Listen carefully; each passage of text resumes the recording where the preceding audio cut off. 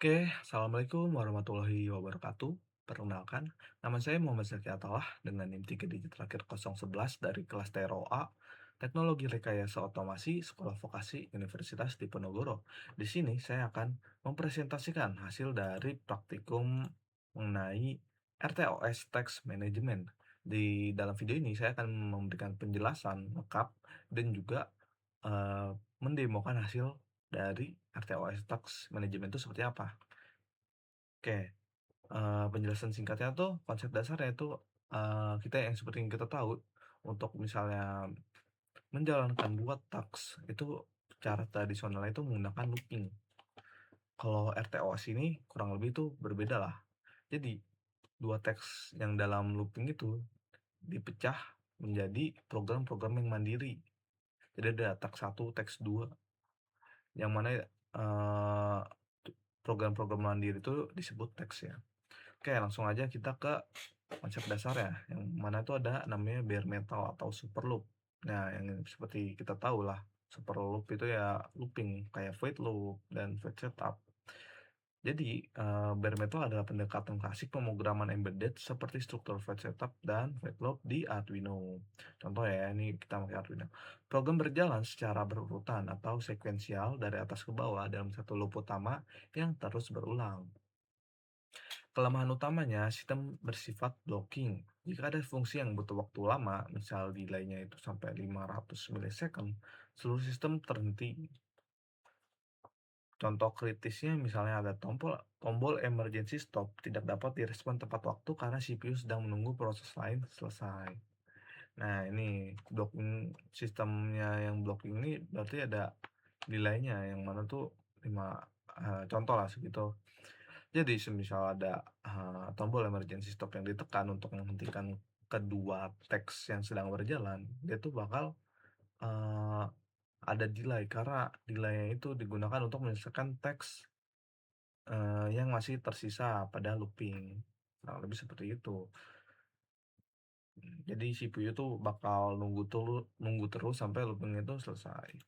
Sedangkan RTOS atau Real Time Operating System, dia tuh alih-alih satu loop raksasa, program tuh dipecah menjadi program-program kecil mandiri yang disebut tasks. Setiap tasks berjalan secara independen dan dapat dikelola oleh sistem operasi untuk eksekusi yang lebih efisien. Keunggulan utamanya, RTOS itu bersifat deterministik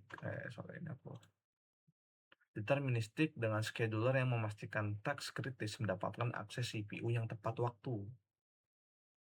Yang mana teks delay itu tidak menghentikan CPU, melainkan memberikan CPU ke teks lain. Sistem tetap responsif terhadap input kritis seperti emergency stop. Jadi kelebihannya tuh misal ada dua teks tersebut yang kita mau matikan tuh misal salah satu aja. Itu tuh bisa, misal teks satu kita eh, off kan, CPU akan memberikan memorinya atau, memerintahkannya ke teks kedua untuk tetap berjalan, walaupun teks yang pertama tuh di-off-kan, kurang lebih seperti itu. Nah, ini perbandingan bare metal dan versus FTOS ya. Yang pertama tuh ya tadi blocking and non-blocking ya, bare metal itu blocking, jadi kalau misalnya, kita nyetop itu ada delay-nya. Sedangkan RTOS itu dia, dia tuh nggak menghentikan keseluruhan sistem, tapi hanya salah satu teks yang dihentikan dan, CPU pun memberi perintah ke teks berikutnya untuk tetap berjalan.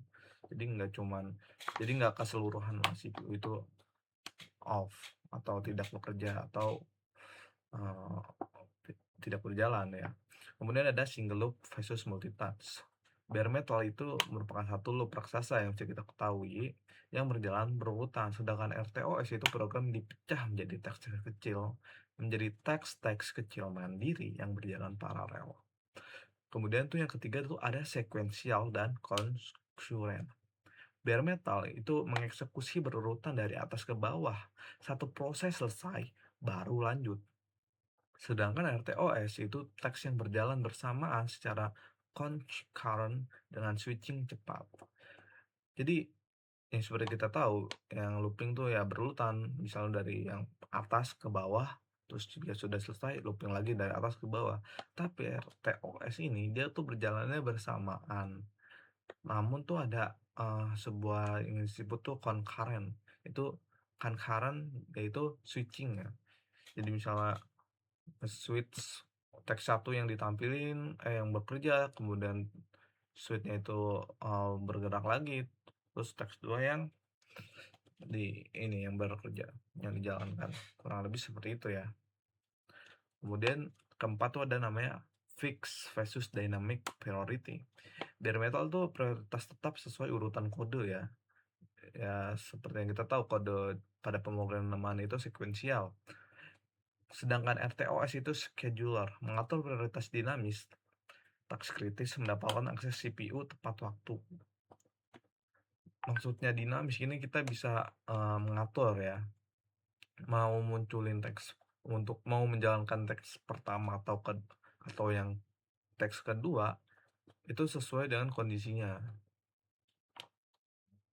Yang disebut tuh kritis ya, misalnya wah teks satu perlu penanganan yang lebih cepat atau lebih banyak, maka teks satu akan ditampilkan terus misalnya 2 kali, lalu ke teks kedua. Kemudian text state diagram atau bisa disebut siklus hidup teks. Dalam FreeRTOS, sebuah teks tidak selalu berjalan. Ia selalu berada di salah satu dari 4 status teks. Yang mana tuh ada 4 ya. Nah, pertama tuh ada running. Teks sedang secara aktif dieksekusi oleh CPU. Semisal pada STM32 yang menggunakan single core, hanya ada satu teks yang bisa berstatus running di satu waktu tertentu. Kemudian itu ada ready, teks siap untuk dijalankan dan sedang mengantri, tetapi CPU sedang sibuk mengeksekusi teks lain yang prioritasnya sama atau lebih tinggi. Kemudian ada namanya state atau status blocked atau blocked, dia ditahan lah.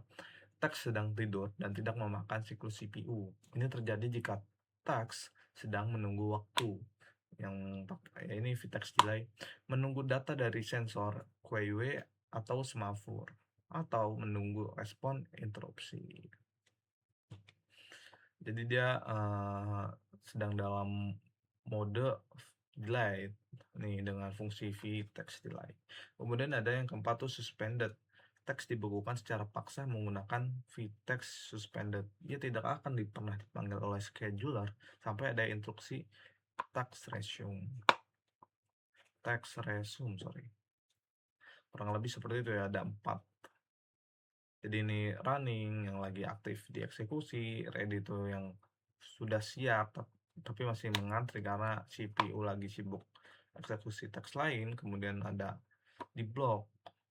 Jadi salah satu teks itu lagi tidurin lah atau di delay menunggu data dari sensor atau respon dari interupsi. Jadi misalnya sensornya lagi emang nggak ngebaca ya dia nggak menampilkan apa-apa teksnya, atau maksudnya lebih tepatnya nggak ngapa-ngapain lah.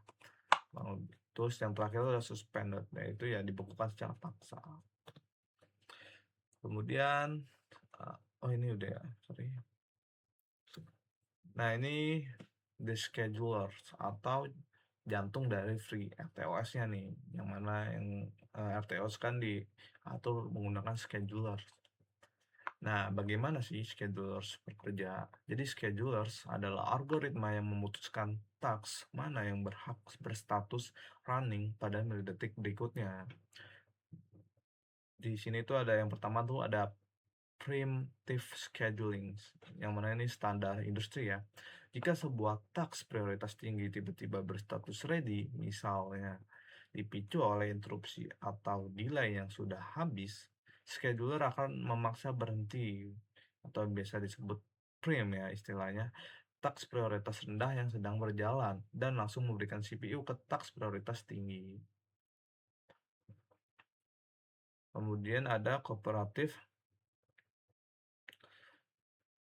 scheduling. Scheduler tidak akan merebut CPU.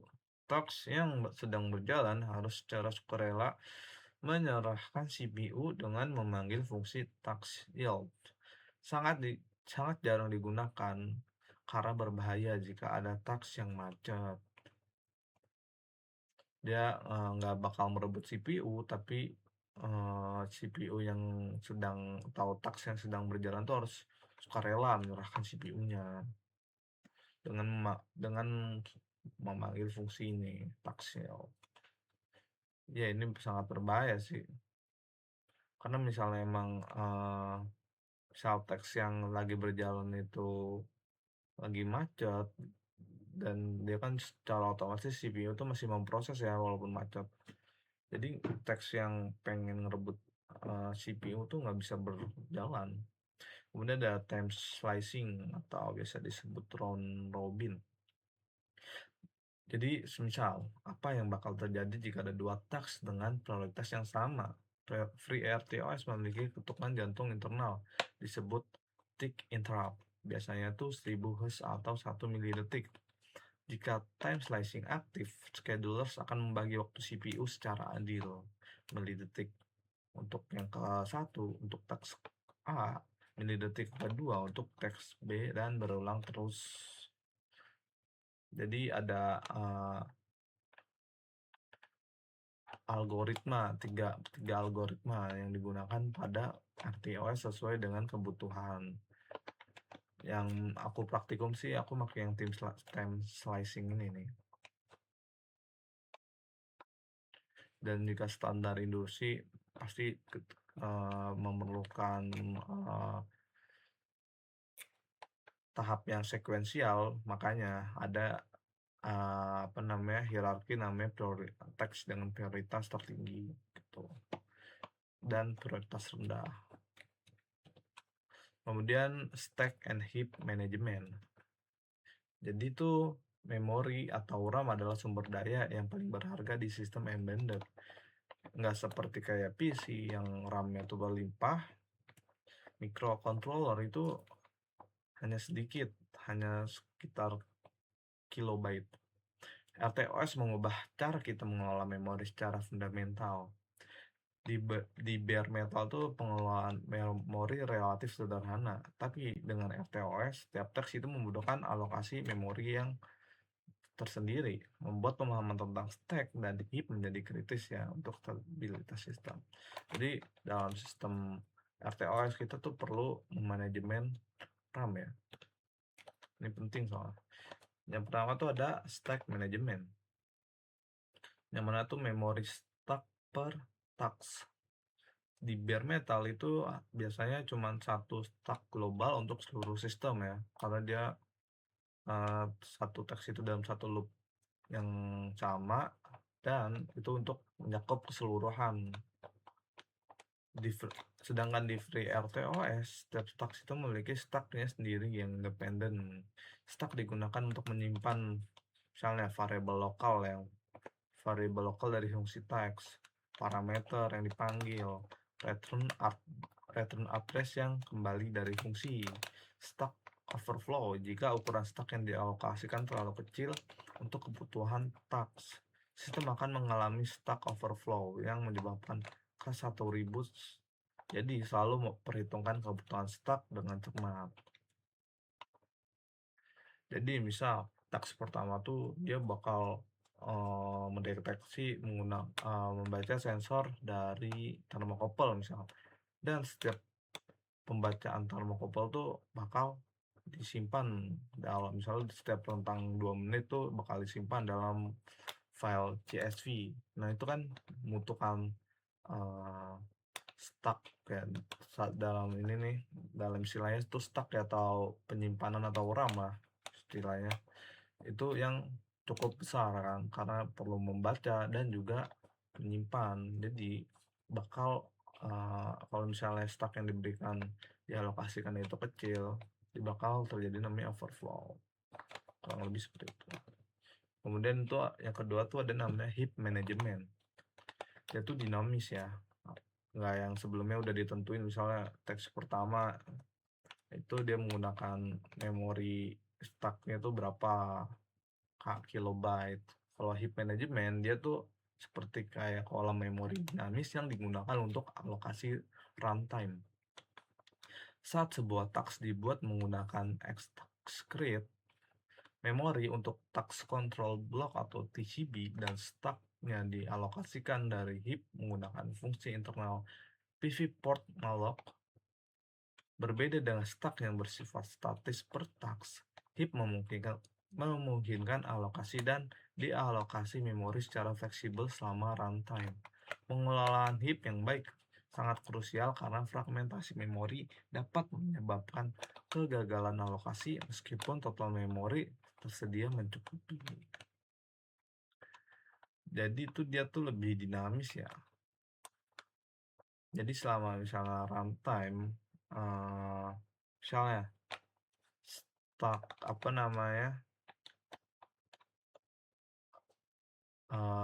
jadi pembagian itu selama runtime. Misal selama runtime tuh yang dikerjakan tuh teks pertama dulu, yang mana teks pertama anggap dia memakai 10 kilobyte.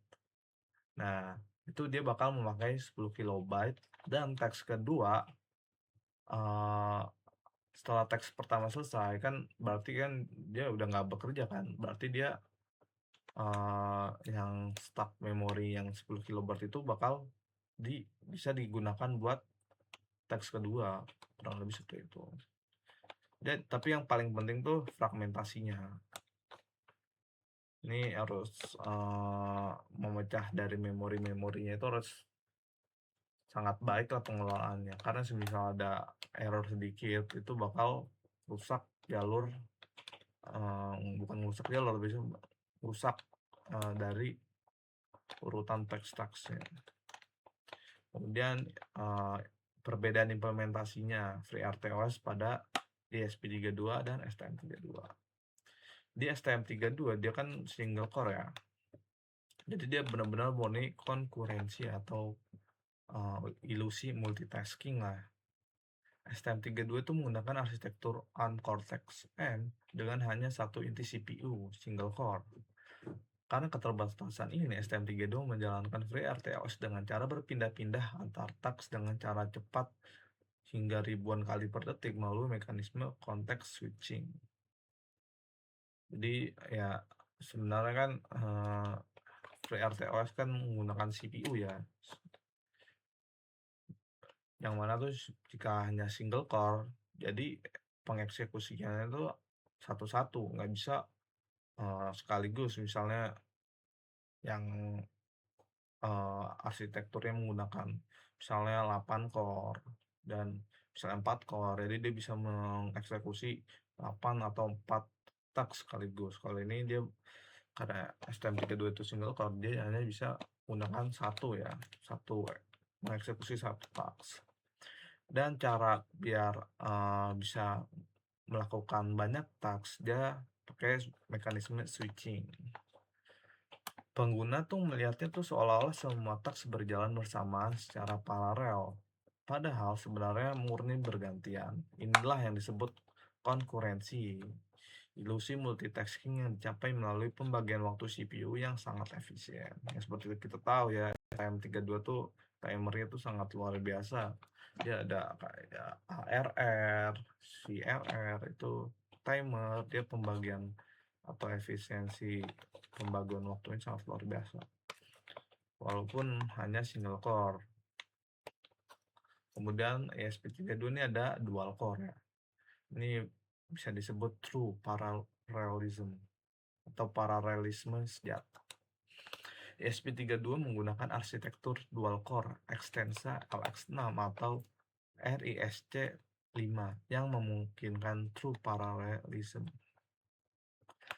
Jadi STM32 tuh punya dua inti CPU atau dual core ya, tapi yang dapat menjalankan task secara bersamaan secara fisik. Core 0 biasanya menangani WiFi atau Bluetooth stuck ya, sementara Core 1 menjalankan aplikasi pengguna. Dengan FreeRTOS, task dapat dipin ke core tertentu menggunakan fungsi extask create pinned to core, memberikan kontrol penuh atas distribusi beban kerja dan performa yang lebih optimal. Kemudian perbandingannya nih secara fundamental. Jadi kalau misalnya di single core Cortex M yang di STM32 itu Eee, eh, sebenarnya hanya ilusi multitasking karena hanya ada satu inti CPU. Jadi sistem berpindah antar task itu sangat cepat, ribuan kali per detik melalui context switching. Sedangkan di dual core, di SP32 Extensa atau RISC-V, dia tuh paralel ya, sejati lah intinya. Benar-benar paralel bukan ilusi. Dengan dua inti CPU, SP32 tuh dapat menjalankan dua task secara bersama secara fisik, bukan hanya bergantian. Jadi kesimpulannya, meski sama-sama free, RTOS, arsitektur hardware-nya membuat cara kerja berbeda secara fundamental. Oke, terima kasih. Kita lanjut ke hasil dari dokumentasi ya. Nih, percobaan pertama menggunakan STM. Nah, jadi ini ditampilin nih ada teks 1 dan teks 2 yang bekerja bersamaan, walaupun ini sebenarnya tuh menggunakan konteks switching ya, ini karena menggunakan STM32 seperti itu. Teks pertama tuh menyalakan LED atau mematikannya. Jadi ada state-nya nih atau statusnya ada 1 atau 0. Terus ada counternya juga ya. Selama berjalanan teks ini di counter ya. Terus ditampilkan juga core-nya karena ya single core ya, nggak bisa diganti. Kemudian ada timestamp. Kemudian di teks nah ini yang seperti aku bilang tuh eh, prioritas ya. Nih teks satunya tuh apa namanya, teks satu dulu, nggak teks dua karena dia sistemnya tuh ini ya.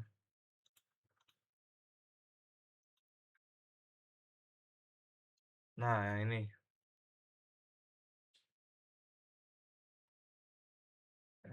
sorry. Ya yang ini preemptive scheduling. Jadi misalnya emang lagi kritis lah prioritasnya. Jadi ya bakal eee, tetap dijalanin terus task yang pertama sampai selesai ya. Lebih tepat tuh yang mana ya? Aku lupa. Jadi seperti itu. Dan ini kurang lebih seperti ini dia bakal dan untuk teks 2 tuh dia HYSR ya. HCSR ini. Dia mendeteksi HCSR dan mana tuh ada bentar aku tunjukin yang kedua. Nah, ini teks kedua. Nah, ini teks kedua bisa ditampilin dia tuh sensor jarak ya yang terbaca tuh 22,71 cm dan ada core-nya juga, status core yang dipakai. Nah, ini langsung aja. Nah, ini tak satu ya yang nyala, on off kan LED. Kemudian ini yang taks kedua. Nah, itu terbaca 3 cm karena tadi ada jari di depan sini. Kemudian untuk percobaan yang menggunakan ESP.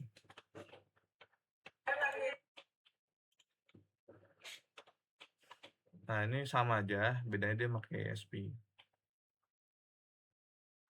Ini mohon maaf resolusi videonya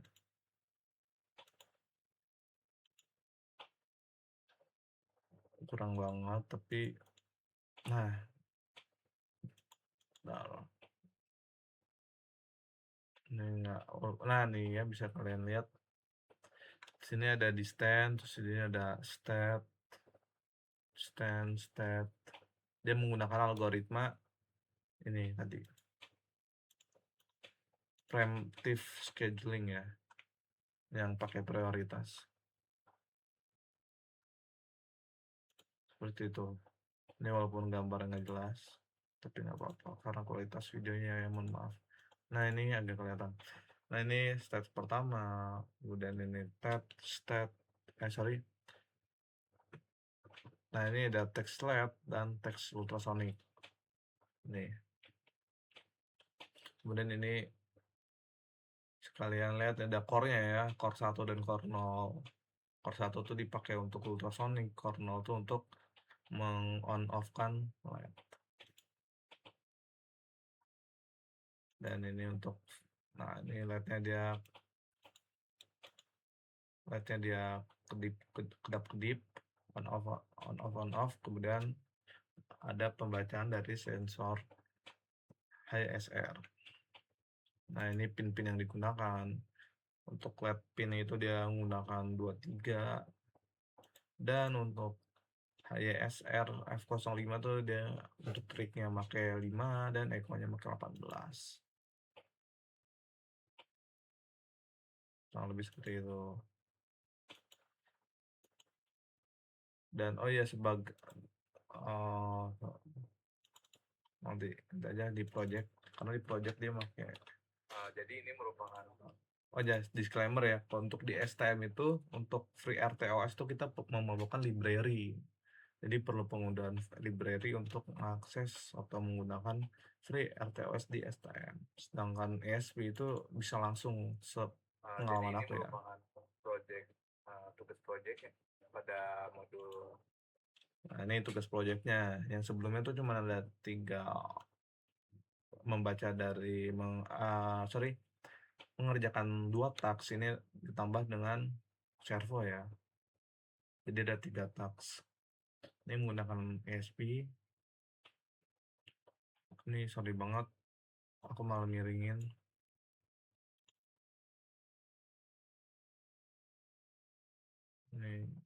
Ini kurang lebih ya. Nah, ini bisa kalian lihat sendiri, aku mohon maaf. Ini ada teks LED, ada teks servo, ada teks ultrasonic. Jadi pembacanya itu bertambah ya, jadi ada 3 taks. Nah, ini servonya bakal berputar setiap yang diatur di program ya, berapa derajatnya ya.